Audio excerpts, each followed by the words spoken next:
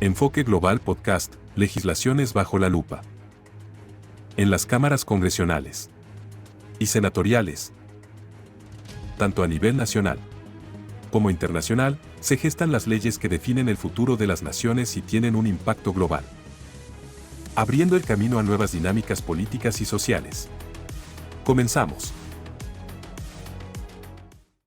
Mientras Texas lidia con las secuelas de una de las peores masacres escolares de su historia, el Capitolio estatal parece moverse entre impulsos contradictorios. Prometer reformas en nombre de la seguridad, blindar a las fuerzas del orden ante futuras sanciones, reinstaurar símbolos religiosos en las aulas y redefinir lo que puede decirse en nombre de la lucha contra el antisemitismo. En este episodio, no solo abordamos leyes, nos adentramos en las líneas invisibles que separan el orden de la obediencia, la fe de la imposición y la justicia de la inmunidad. Cada propuesta que analizamos revela algo más profundo: cómo se redefine el poder en un Estado que marca el pulso político nacional. Es un mapa de tensiones ideológicas, intereses políticos y silencios institucionales. Porque mientras se legisla para evitar el caos, se institucionalizan nuevas formas de control.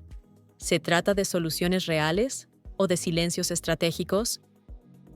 Seguridad escolar y la ley que nace del fracaso. ¿Cómo se repara una tragedia cuando el Estado mismo fue quien falló en su deber más básico: proteger la vida de niños? El proyecto de ley 33 fue aprobado por unanimidad en la Cámara de Representantes de Texas.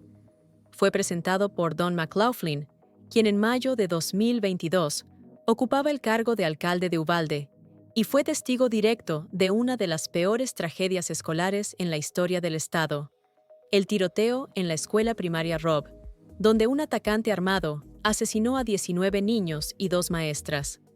Este proyecto busca establecer protocolos claros de actuación ante tiroteos activos. Obliga a los distritos escolares y fuerzas del orden a reunirse anualmente, capacitarse, coordinar respuestas y presentar informes médicos y policiales a más tardar 60 días después de un ataque. Pero el contexto importa. Ese día en Uvalde, casi 400 agentes tardaron más de 1 hora en actuar. Esperaron instrucciones, se equivocaron de llaves, temieron al fusil del atacante y desobedecieron los protocolos nacionales de respuesta inmediata. Fue un fracaso en cadena, y McLaughlin lo sabe. Su ley intenta evitar que vuelva a ocurrir. Sin embargo, las familias de las víctimas han demandado al Estado por negligencia.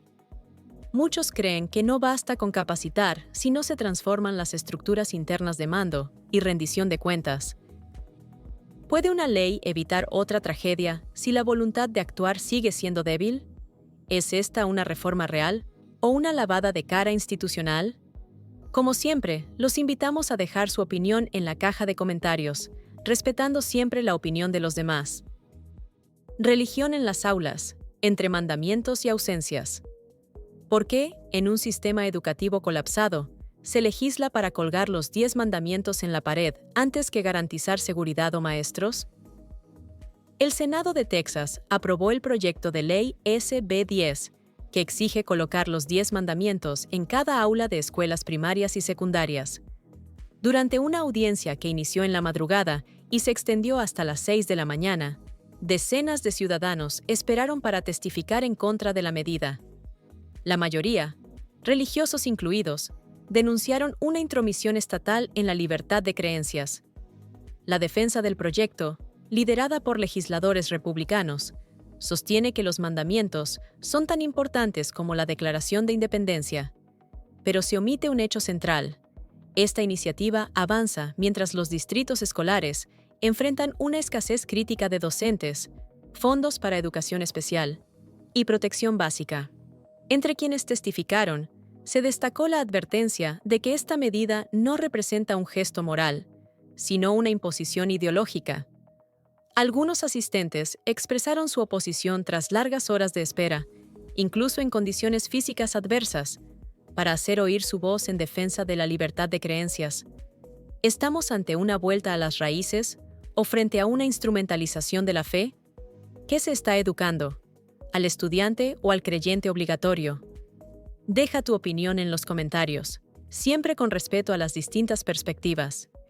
Suscríbete a Enfoque Global Podcast y activa la campanita para no perderte los próximos episodios. Un espacio para entender lo que pasa, más allá del discurso oficial. El poder de disparar sin consecuencias. ¿Qué ocurre cuando matar en nombre del deber deja de tener consecuencias penales? En 2019, el agente Christopher Taylor mató a Maurice de Silva, un hombre en crisis de salud mental que sostenía un cuchillo.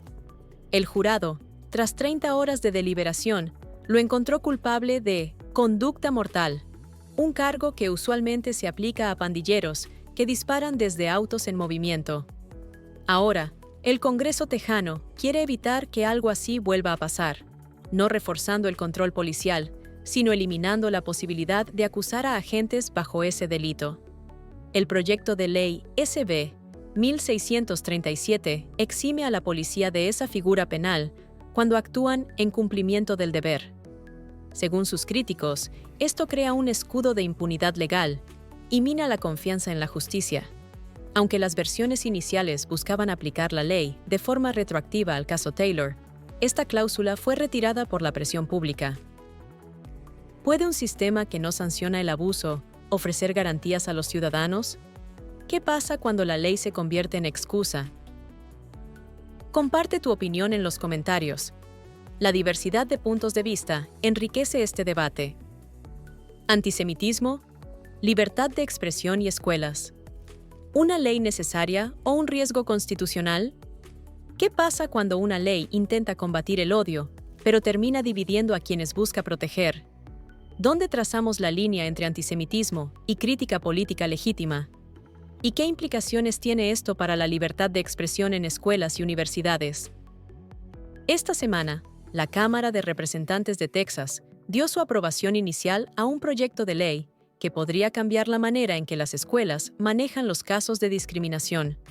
Se trata del proyecto de ley senatorial 326, que ya había sido aprobado por el Senado, y ahora está a un paso de llegar al escritorio del gobernador Greg Abbott.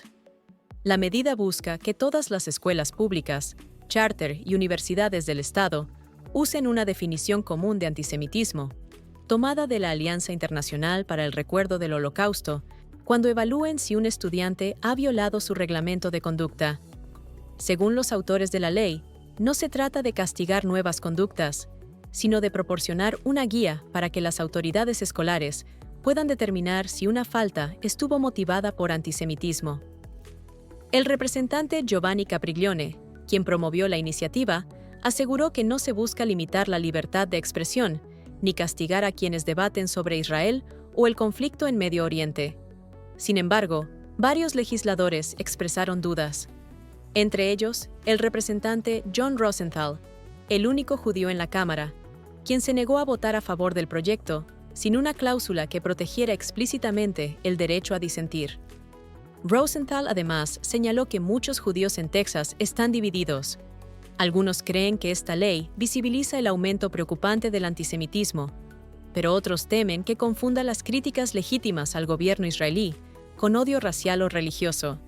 También advirtió que leyes como esta pueden reforzar estereotipos negativos, como la idea de que los judíos tienen poder o influencia desproporcionada. Este debate ocurre mientras aumentan las tensiones en universidades en Texas. El año pasado, más de 100 estudiantes fueron arrestados tras participar en protestas contra la guerra en Gaza. Algunas de esas manifestaciones fueron calificadas como antisemitas por las autoridades, lo que genera dudas sobre si una ley como esta podría usarse para silenciar voces críticas. ¿Puede una ley como esta realmente ayudar a frenar el antisemitismo en las escuelas? ¿O corre el riesgo de castigar a quienes expresan opiniones políticas incómodas? ¿Esta legislación es para proteger a las víctimas del odio o para limitar el pensamiento crítico? Déjanos tu opinión en la caja de comentarios, siempre con respeto por las ideas de los demás. No olvides suscribirte, activar la campanita y acompañarnos en el próximo episodio. ¡Hasta entonces!